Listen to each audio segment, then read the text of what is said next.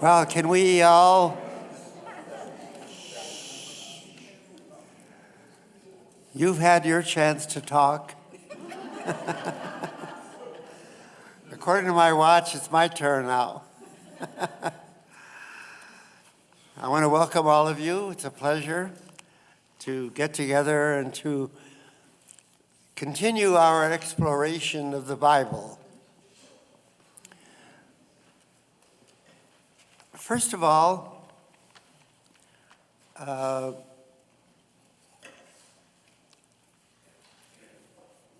like to point out that in the regular Bible that we use in our services, which is the Eitz Chaim Bible, it begins with these words. When God began to create heaven and earth, it does not begin with the words that we are so accustomed to. In the beginning, God created the heavens and the earth.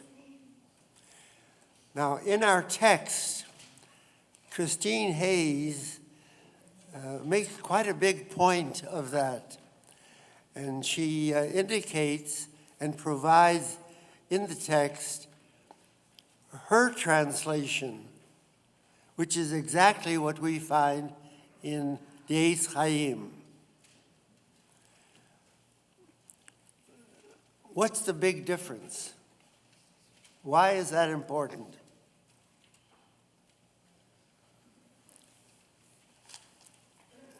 In the beginning, which is the very popular way of beginning the Bible, in the beginning God created Bereshit. And this text which says, when God began to create the heaven and the earth. Okay. What's the big difference? Anybody? Suggest, yes? God already existed, and so... What? So God already pre-existed before he created anything, the heavens and earth. Not only God already created, because one of the sort of idle questions that you quote small children asking, well, who created God? But in addition to that, what else already existed? Darkness. What? The darkness. Darkness. Well, darkness is a condition. Water existed and earth existed. What God did was not to create, and this is a famous phrase in Greek philosophy of Aristotle, creatio ex nihilo, creating something out of nothing. If you begin the Bible with, in the beginning, God created heaven and earth, what you are saying is that God created something out of nothing. But if you say when God created, he was already doing it. Something existed already, namely water and earth. And then the act of creation continued. Okay, then we talked last week about the fact that this story ends at chapter 2, verse 4. What's the story of the introduction to the Bible as we read it? The story simply is the various days of creation. On the first day, light, etc. And finally, man is created, mankind. Actually, the man that is created in the first story is really an earthling. It's man-woman. Man and woman created simultaneously. As the ultimate form of creation, the highest form of creation. And then God rested.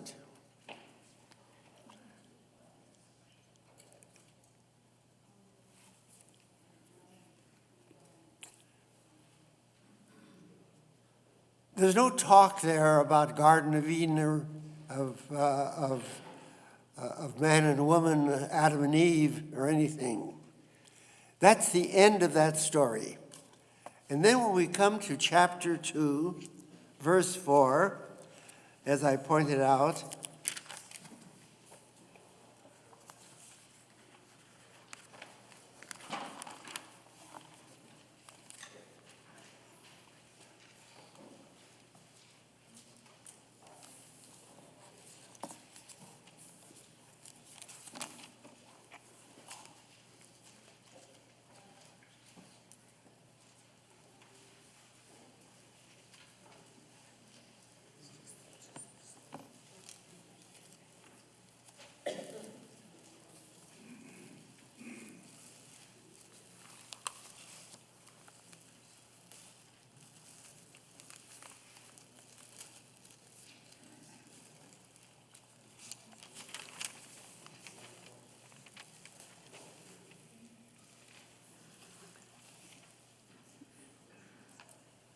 the verse begins with the words, Eile toldot hashamayim v'ha'aretz.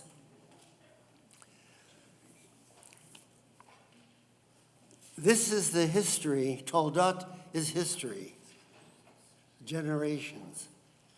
This is the history of heaven and earth. That's the way a book begins. In other words, this was a very different story about creation. I also pointed out that the first story of creation uses the term Elohim completely. Now, all of a sudden, Adonai is introduced.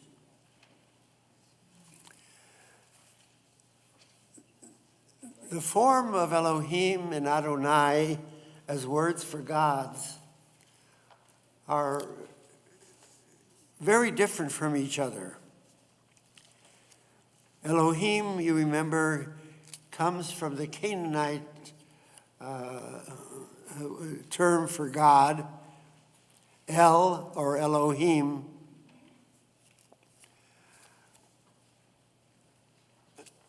Elohim is a master God, a distant, all-powerful God,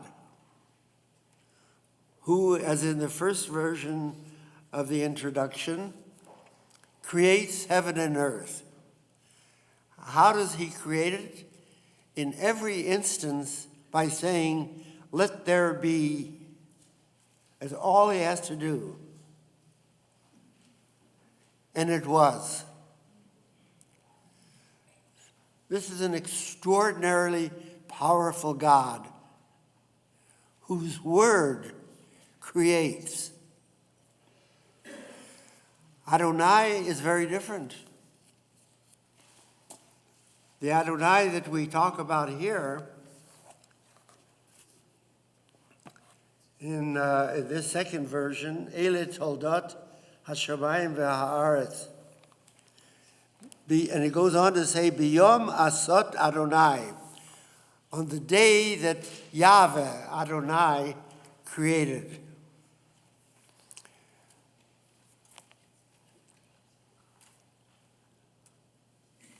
This God is a very different kind of a God.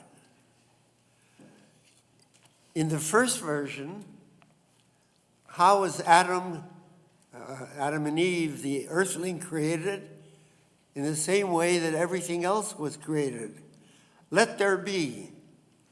In the second one, Adonai takes clay, works the clay, fashions the clay, and makes Adam, man.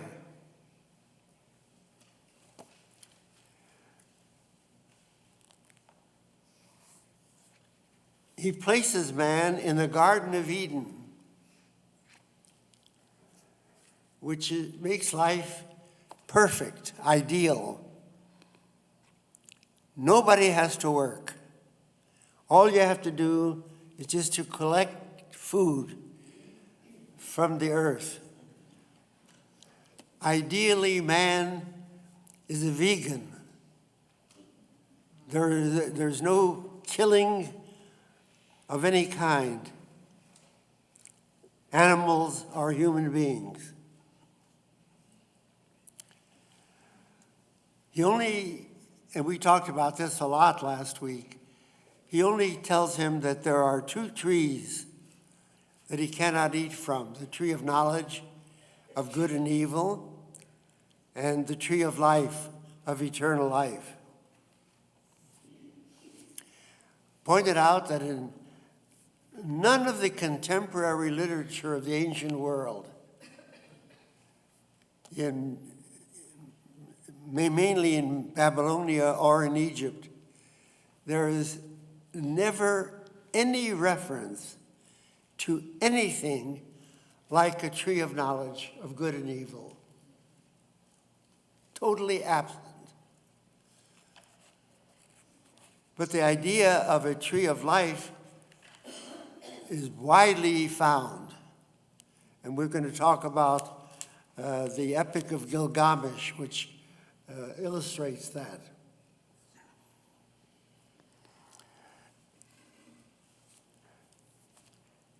When Adam and Eve find, after eating from the tree of knowledge, that they are naked, they feel a sense of shame. And God makes for them clothing. God cares for them. God walks around in the Garden of Eden.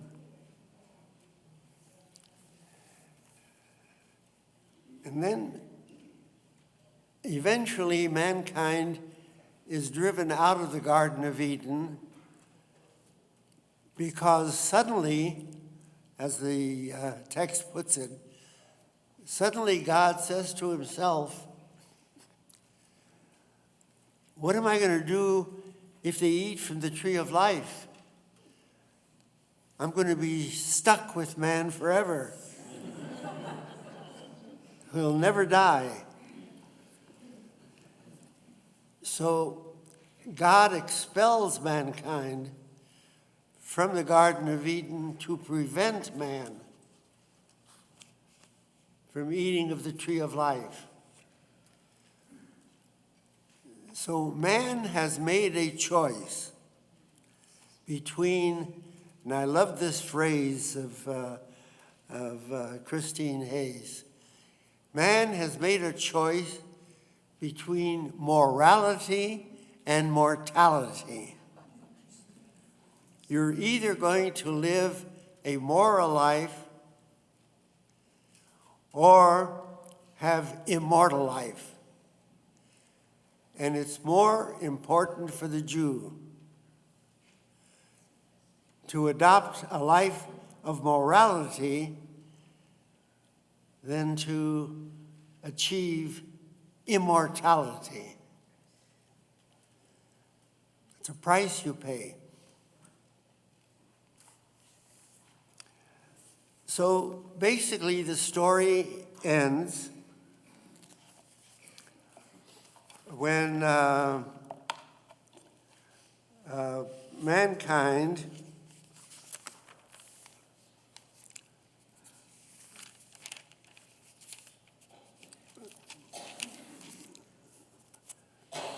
Well, I should say, put it this way. The story changes, not ends. The story changes for mankind when he is driven out of the Garden of Eden. Then the second story, which we are in now, tells the story of the two children that are born to Adam and Eve, Cain and Abel. You're all very familiar with that story. But I want to point out the story of Cain and Abel is a real puzzle. It's hard to understand in terms of a Jewish Bible. What the story is, as you know, Cain is a farmer. Abel is a shepherd. God prefers the offering of Abel to the offering of Cain. Well, that's fairly understandable because the early Jews, certainly in biblical times, were wanderers. They were shepherds. They were like Bedouins going from place to place. Farmers settled down in land and built cities. And the idea continues right down to the present day. Namely, cities are dens of iniquity. In cities, you have gangs and drugs and all kinds of evil things. But when people live as farmers or as shepherds, close to nature, they live a purer life. So God preferred the offering of the shepherd to the offering of the farmer, which is, in those days, the beginnings of the cities. But what is not understandable, what's very curious, Cain is so jealous of Abel that God prefers Abel's offerings or sacrifices rather than his.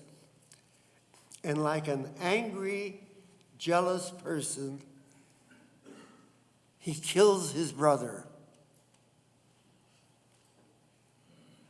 kills Abel. Well, what's the Jewish response to that crime? Well, the Jewish response, we all know, is embodied in the idea of an eye for an eye and a tooth for a tooth. Famous phrase. Namely, if you take a life, your life has to be given.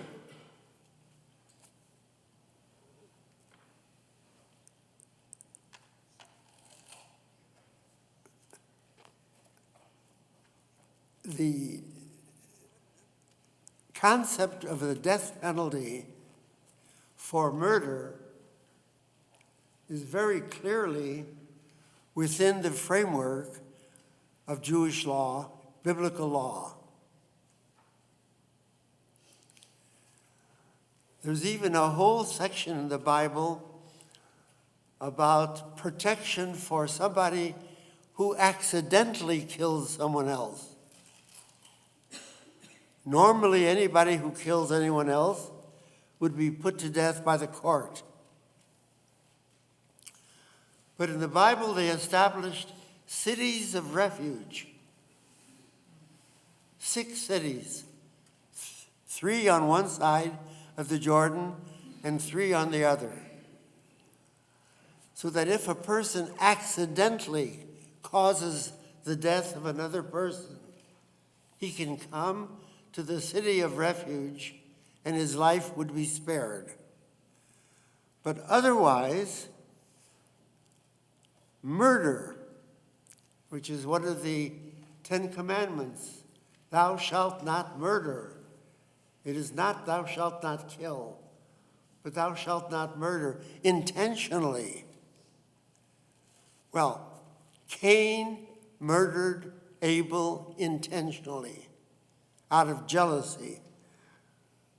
We have a motive, we have an action, and that action could have been responded to only by death to Cain. But that doesn't happen. How is Cain punished? He's forced to leave, and a mark is placed upon his forehead, the mark of Cain. Why was the mark placed upon him? Deliberately, so that anyone who sees that mark will not kill Cain. It's to protect him from anyone who wants to revenge the death that he committed.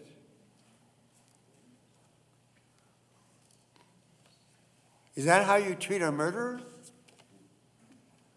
Not only that, the Bible says further that if anybody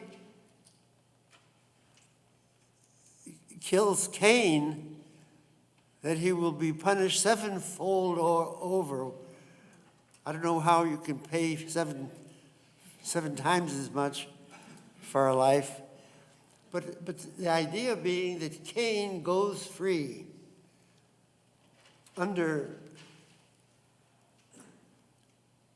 unfavorable circumstances. He goes free with everybody knowing that he's a murderer. I would translate that in modern terms, life in prison. He's living a life in a form of prison where nobody will have anything to do with him because he murdered.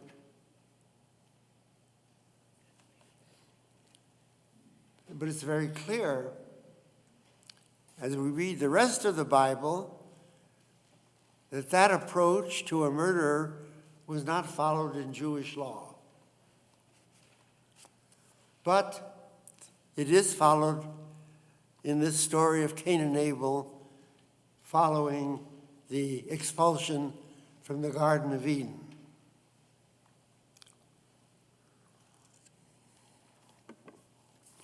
But now take a look at chapter 5.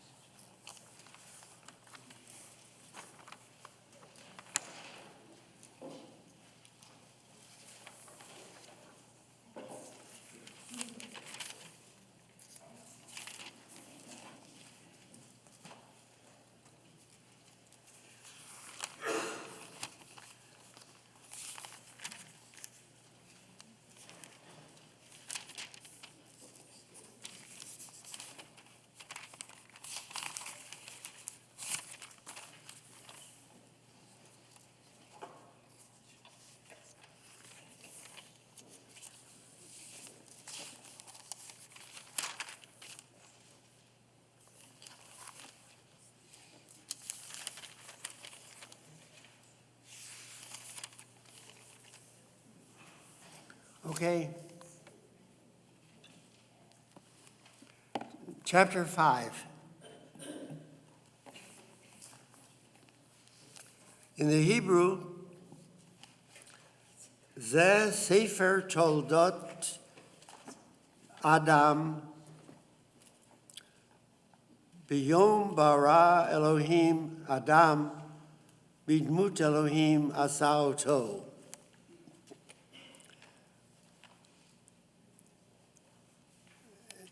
In this translation, it says, this is the record.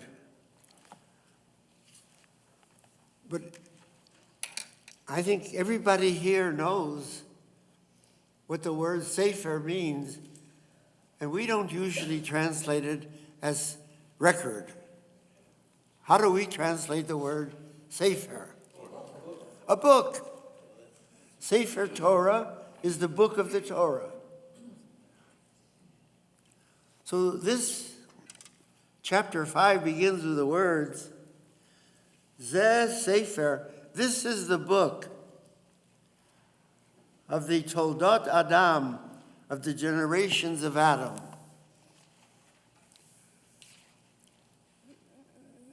This is where the Bible really begins.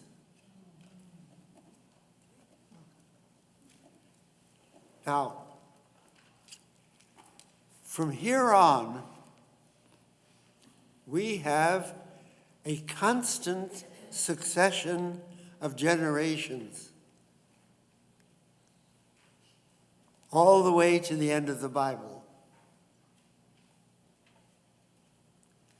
Because what happened, Abel was killed, Cain disappeared somewhere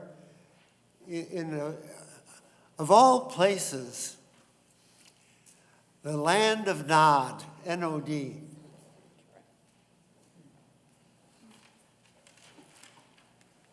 Nobody knows where the land of Nod is.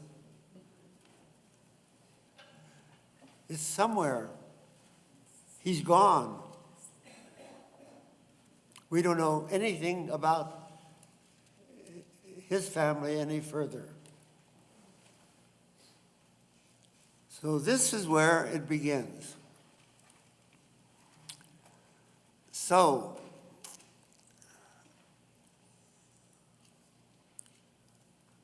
why do you think the Bible has 3 beginnings?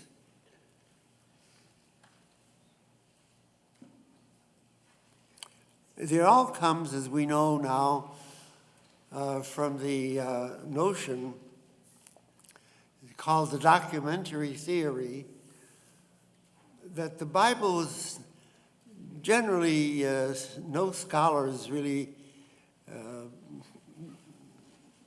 believe any longer in the traditional story that the Bible, the 5 books of Moses, or the Bible, was given by God word for word to Moses, but it's made up of various documents. And we talked about that last week as well, about Wellhausen, who was the leader of that school of thought. And one of the ways that we identify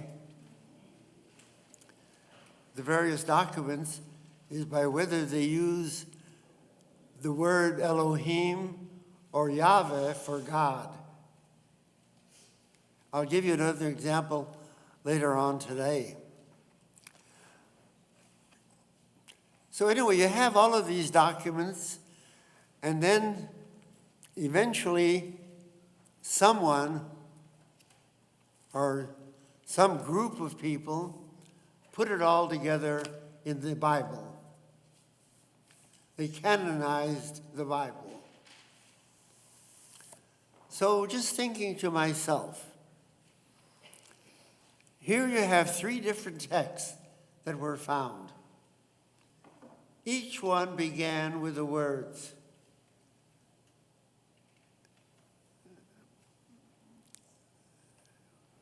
one of them, when God formed heaven and earth. This is the story of the forming of the heaven and earth. And this is the book of the story of the first man.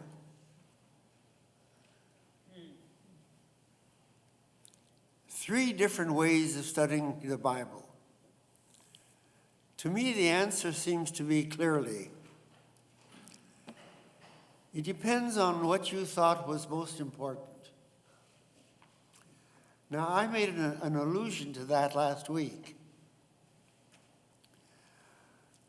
When the Bible begins with the story of creation, as it does in our Bible, and it comes to an end with the description of Shabbat, because that was considered the most important thing about the Bible to that particular scholar. This is how the world came to be, one day after another, and then on Shabbat, God rested, and we observe the Shabbat primarily because we are created in the image of God. Now begins Eilat Toldot. This is the story of Adam and Eve and of Cain and Abel. And it ends with the end of the story of Cain.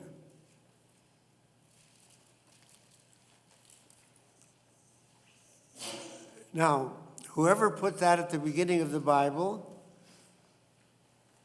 must have thought that that was the important teaching of that particular section. Well, what was important? What's so great about the story of Cain and Abel that the first introduction begins and ends with the story of Cain?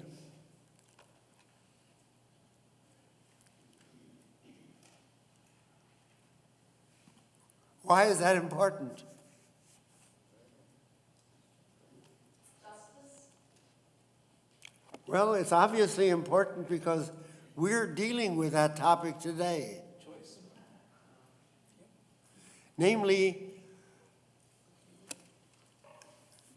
the taking of a life as a punishment for the taking of a life is not the correct action. You can punish in any way you want, like punishing Cain. You can punish by putting people in prison for life. You can do all kinds of things. But to take a person's life because that person took another person's life is not moral. That was his opinion. Now, the Bible itself, though, reverses the approach. The Bible itself later on does have death penalties. It just shows the struggles that go on in the creation of the Bible in thinking through these problems which still trouble us. I tell you personally, it troubles me a great deal.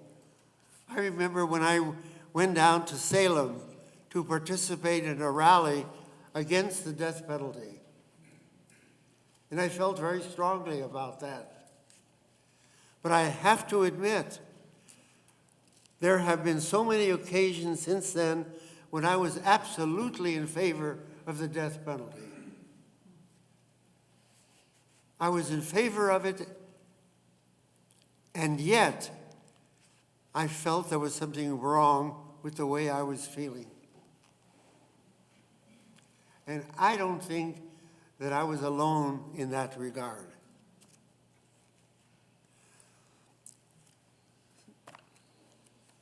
Now we come to the third introduction, chapter 5, that I just alluded to. Zeh Sefer Toldot Adam. This is the beginning of the story of man.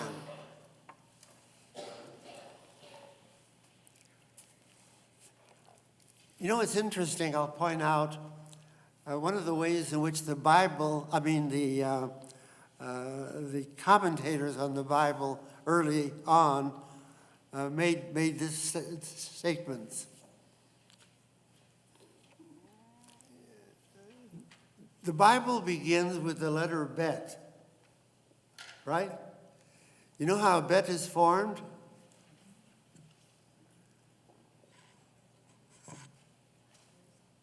Three sides of a whatever it is, either an octagon or in other words, there's a roof, there's a wall, and there's a bottom at the beginning of the Bible. What these rabbis said, this is to show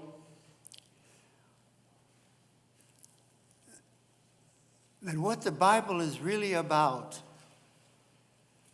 is human beings, how human beings should live. It's not about the solar system, the heavens above, and it's not about below the earth that we can explore. You know,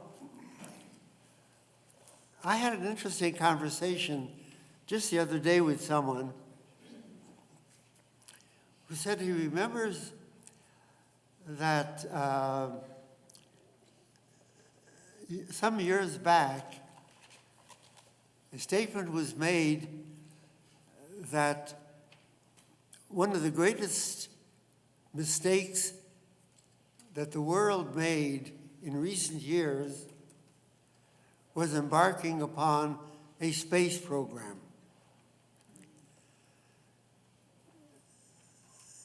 He said, if you think about the billions of dollars that have gone into space exploration that could have been used for human needs, for feeding people, for housing people, making this a better world, what do we gain actually in any real terms about going up into space? That's a point of view.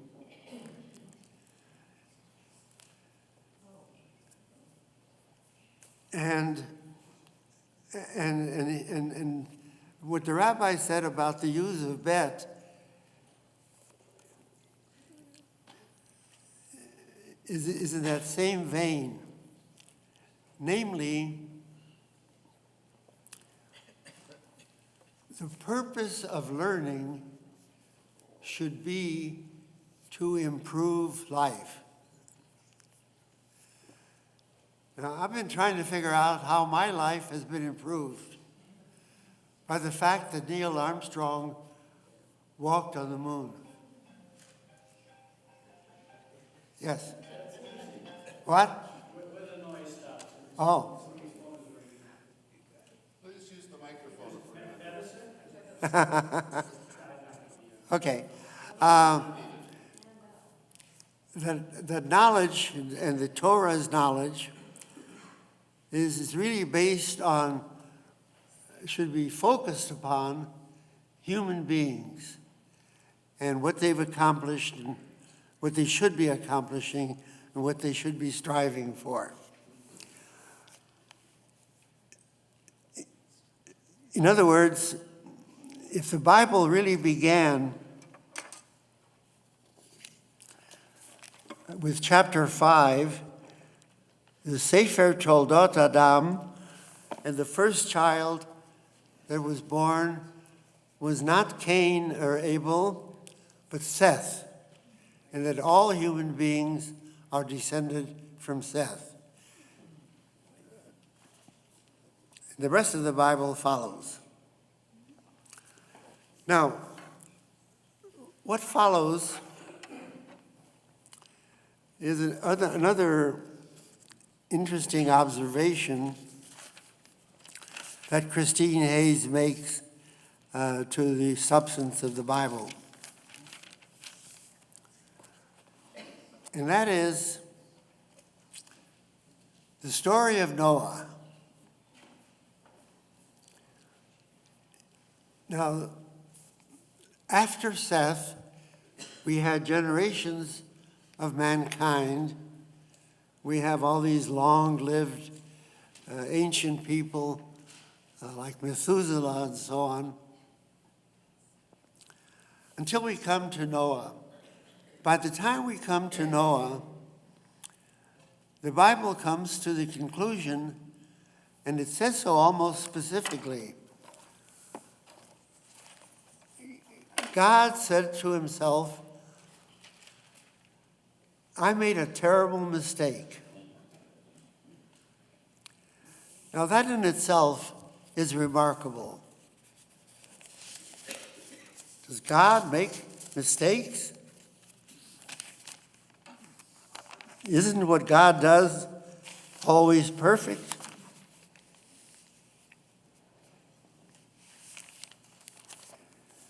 Look what it says at the end of Bereshit.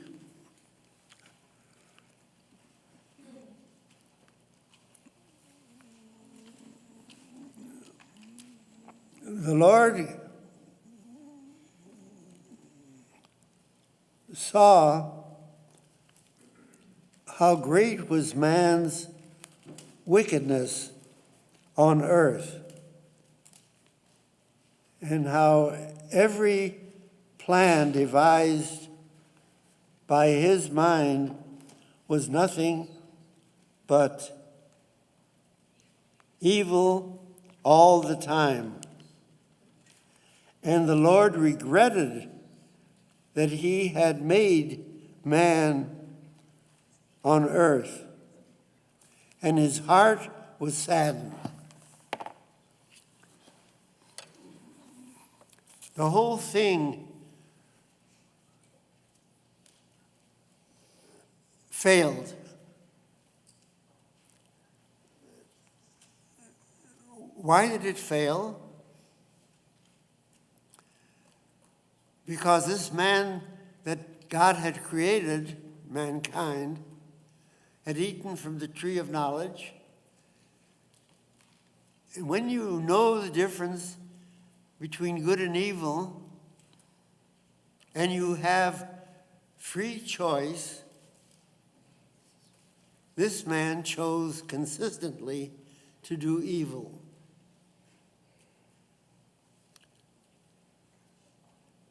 So what am I going to do? I'm going to destroy the world. Kill them all off. But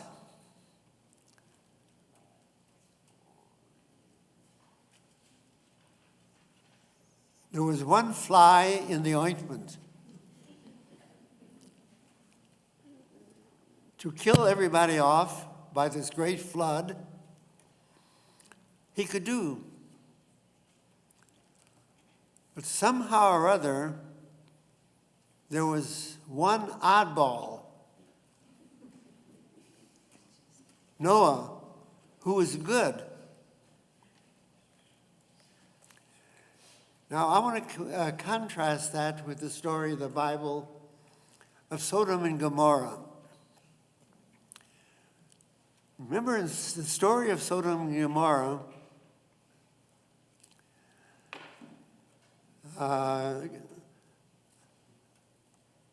these were evil cities. Everybody there was evil.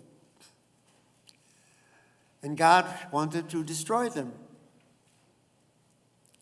And Abraham argued with God, a famous conversation that they had, coming down basically to, what if there are 10 good people? And he said, well, if there were 10, but there aren't 10. But Abraham never went down to 1. What would have happened if the Bible had said that Abraham said to God, what if there was one good person in Sodom? Would you have destroyed Sodom?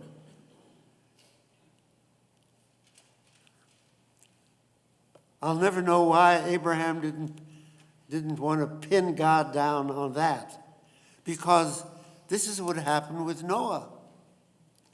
No, we're not talking about Sodom and Gomorrah, the whole world. And the world was saved in this story. Now, the story of the flood, in general, is a story that was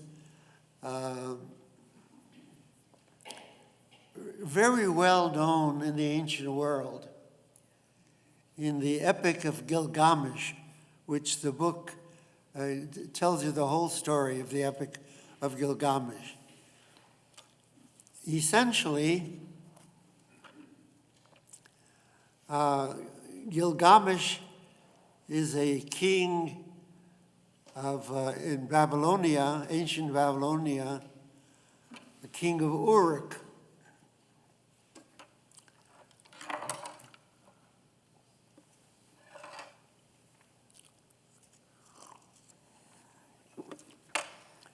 And he encounters death in the death of his closest friend, Enkidu. He's so troubled by death, so frightened by death, that he goes all over the world looking for a way to overcome death. When I read the Epic of Gilgamesh, I read about people today who will go to all parts of the world because they hear that there is some cure for cancer that was found somewhere in South America or in Asia, somewhere. They'll do anything, pay anything to find that. So he goes to a man by the name of Utnapishtim, who survives the flood and apparently has a secret of eternal life. And there in the Epic of Gilgamesh, they tell a story about Utnapishtim and the flood and an ark and the animals and so on. Very similar to the story in the Bible of Noah and the flood. So the story of the flood is known in the ancient world, and it's told again in the Bible with this twist. In the story of Gilgamesh and Utnapishtim, why did the flood came to destroy the world? Again, very similar to that part of the story that I talked about last week, the Enuma Elish. Why did Marduk, the god, create the world as we know it? You remember, because the gods were disturbed, the top gods were disturbed by the other gods making a lot of noise. Here too, the same element arises, that God wanted to bring the flood over on the entire world because mankind was too noisy, disturbing them. They wanted peace and quiet. In the Bible story, it's not that reason. There again, there's the reason of behavior and wrongdoing. Because human beings were doing evil, that's why the flood was taking place.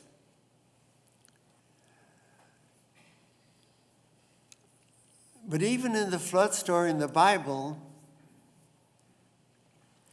you have two flood stories. In one regard particularly, well, actually in several. But in one of them it says that Noah got his family and extended family into the ark to save them from the flood. And then it says he brought 2 of all the animals of the world, which is a very favorite story for children, and toys that are made of all the animals, giraffes, rhinoceros, elephants, everything. In the other story of the world, in the flood, it says that Noah was told to take 7 kosher animals into the ark. Now, what were the kosher animals that they had in the Middle East where the flood took place? Basically, sheep and goats. So he didn't have all of the animals in the world, but very practical.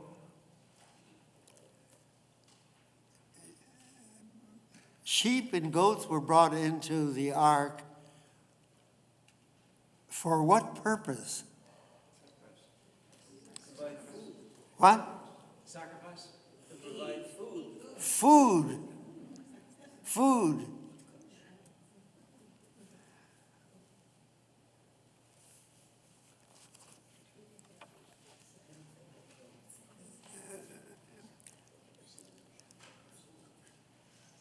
In other words, in one version of the story,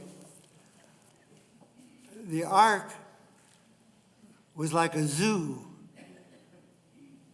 2 of all the animals of the world. In the other version of the story, there were just animals that are permitted to be eaten, kosher, because it's the Bible says tahor, pure animals, kosher animals. Now, if you look at these 2 stories in the book, in the story of Noah, which story do you think was conducted or ordered by Elohim, and which was ordered by Yahweh? Now, how about the zoo? Who ordered the zoo, do you think? What? Elohim. And who ordered the kosher animals? Yahweh. There are 2 different kinds of gods with 2 different interests. One was grand and, overblown.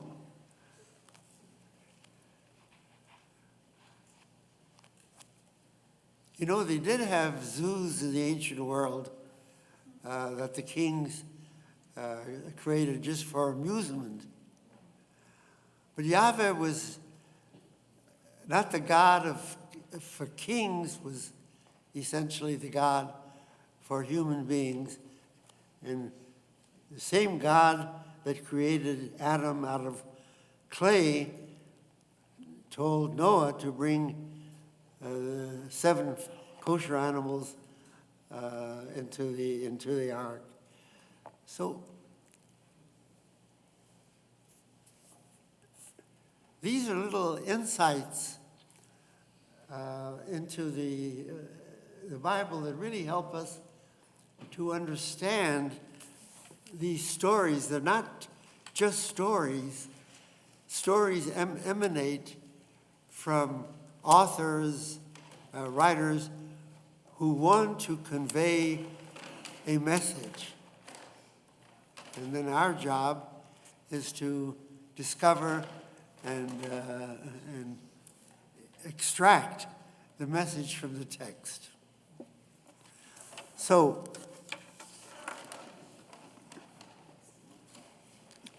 I'll leave a little bit of time, not very much, but whatever, for any observations or questions that you might have. Please wait for the microphone. You won't be on goal without it.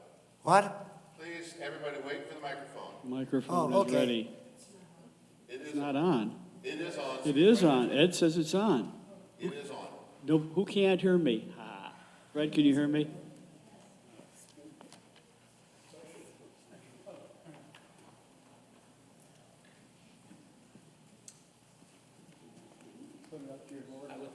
Thank you. I was listening to, as we all were, the relationship with God and man, and it seems to me that one of the observations is that man is important to God as God is important to man. Right. Because without man, God doesn't exist. Because it's like the sound of a tree falling in the woods. So this idea of man being so important that you cannot kill him is a reflection of God's need to have us as his servants, and it's important for us to be part of his world. That's why he doesn't want man to be killed. That was kind of what I got out of it anyway. Right. And man is created by Yahweh in the image of God.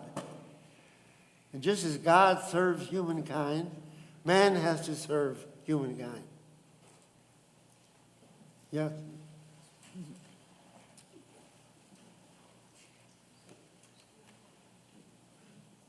So in chapter 7, verse 2, while it talks about 7 pairs of the clean animals, it also acknowledges that God still allows single pairs of the unclean animals so that no animal is wiped off of the face of the earth totally, so that they may survive that species.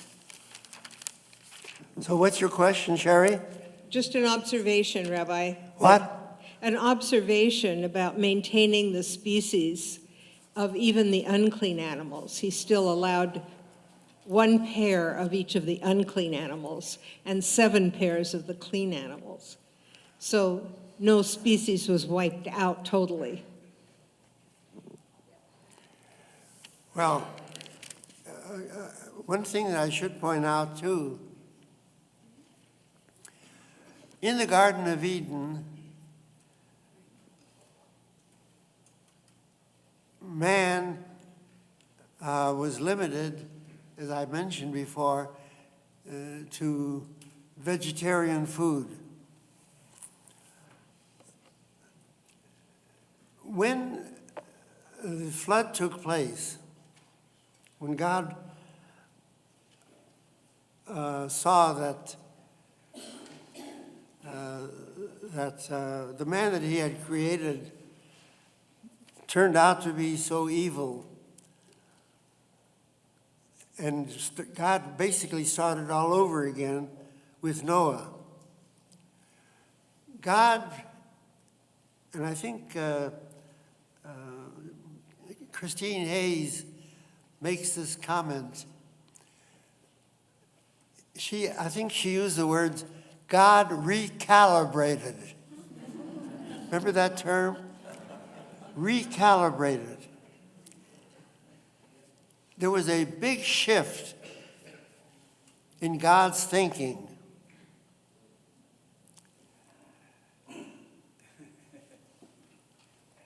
God recalibrated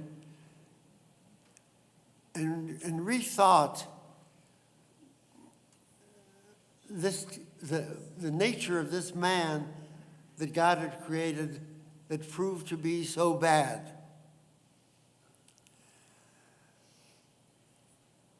One of the ways in which he recalibrated was to recognize that man eats meat and to make it available to mankind. with the exception that when he does eat kosher meat, he removes the blood to symbolically indicate that he's not taking the life of the animal, only the flesh of the animal. I'm going to say something very odd right now. And I'm really, if you don't agree with me, please feel free not to.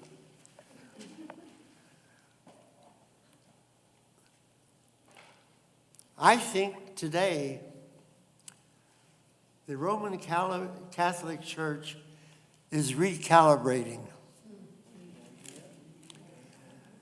The Roman Catholic Church has always had the policy of priests who could never marry, could never have wives.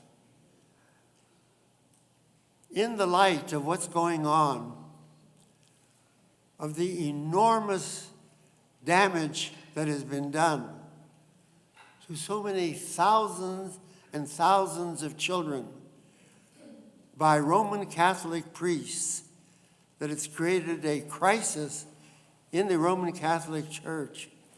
It's time for them to recalibrate.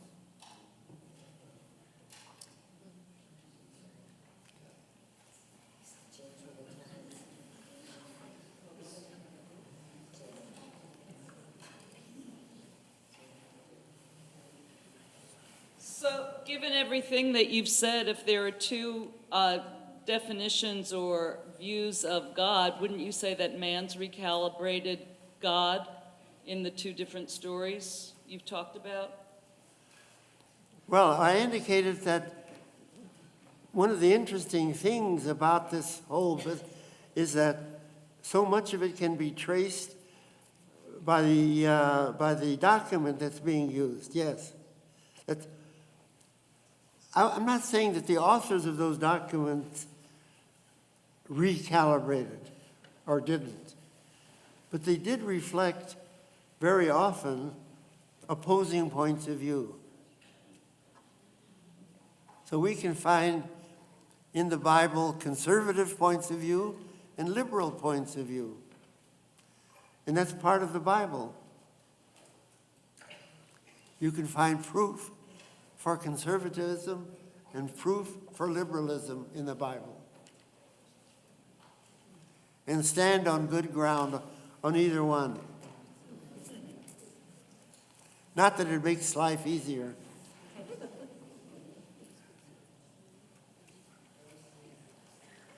Okay, we're going to get now into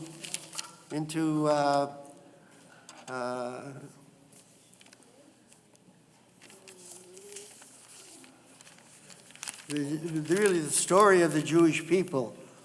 So far, we've been talking about the world itself.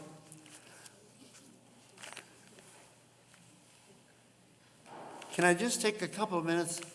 I want to make one more observation.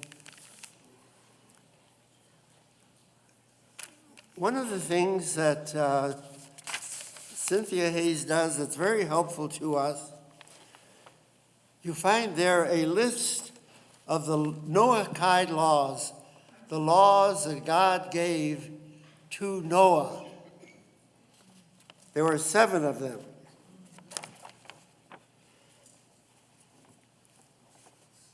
Not to worship idols, not to curse God, to establish courts of law, not to murder, commit adultery, not to steal, not to eat flesh from a living animal. The reason that the Noahide laws are important, and I just wanted to make this comment,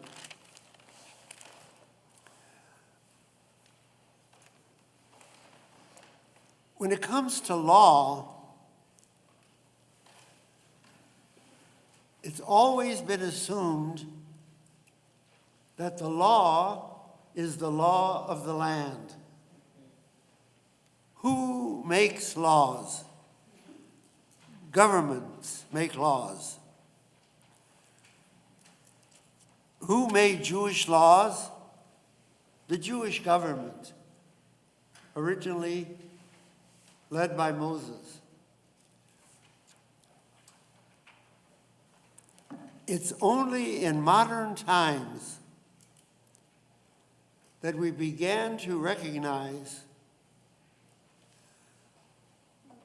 that there are laws that are universal, that apply to all governments and all peoples. That really came to our attention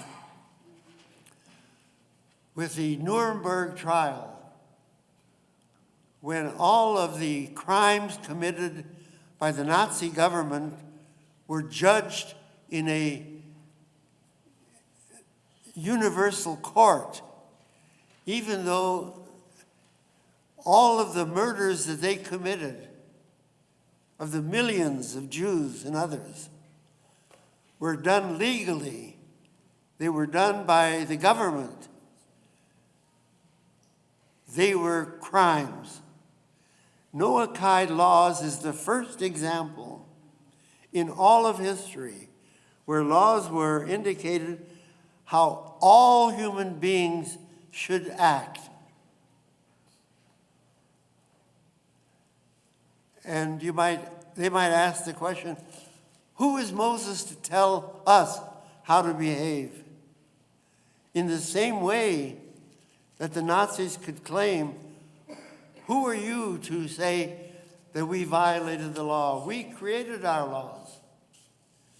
But there's inherently the idea of crimes against humanity.